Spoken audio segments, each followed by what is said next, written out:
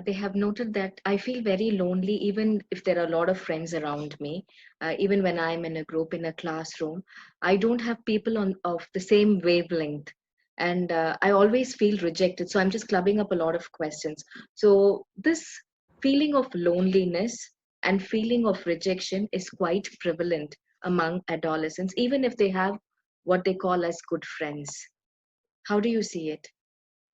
Loneliness is an epidemic across age groups. I don't think it's only this generation or teenagers or adolescents or anything. If you actually see it, even in the older age groups, there are people who, say that I'm in a marriage, but I feel alone. Yeah, I have, family members. I'm in the midst of 50 members in my family, but I'm still alone. Loneliness doesn't go away because of connection with human beings, right? Loneliness goes away when you have a connection with yourself and reality. yeah, To realize that I'm not lonely. I'm here and I need to be in touch with this moment. Mindfulness helps overcome feelings of loneliness. And by mindfulness, I realize that I don't have the past moment, I don't have the future, I have this moment alone. So if I'm focusing only on your questions and answering only them, I'm not going to be distracted. I'm not going to have loneliness or anything. But when I'm sitting here, but I want to be there, there. when I'm here but I want a relationship to be the way I want it to be, it's going to be very tough. Yeah, Another thing that I also notice with a lot of children, especially because they're just one or two of them and they've always had their parents doting on them.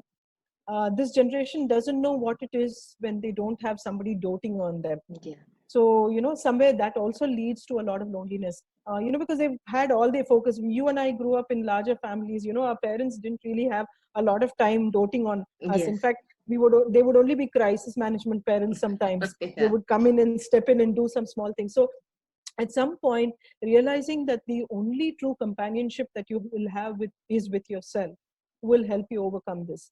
By this, I also want you to understand that expecting somebody to come and be good friends with you is probably the biggest form of a lie that you will tell yourself. Mhm. You need to realize that the only way to make a friend is to be a friend. Expecting somebody else to come and fill a void without you actually reaching out halfway or slightly more than that is something that may not happen at all. It may not work out. So Yeah. it's important for you to realize that, yeah, if you don't have if you're not finding people of the same wavelength and you still crave company, somewhere you'll need to see how you can blend in there. If you want Yeah. to really fit in, you don't need to belong to that relationship, but you can fit in temporarily because it's affecting you.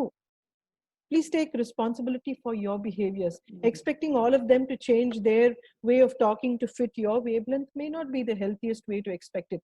To be expecting something from everyone else all the time is letting you know that you are expecting very little of yourself. So I think the focus again would be on yourself, Mhm. working on your own feelings of loneliness, converting that to solitude if you want it. Solitude is a much deeper state and a much healthier state. And then reaching out to people when you require that. So if you can balance these, you're not going to feel very lonely.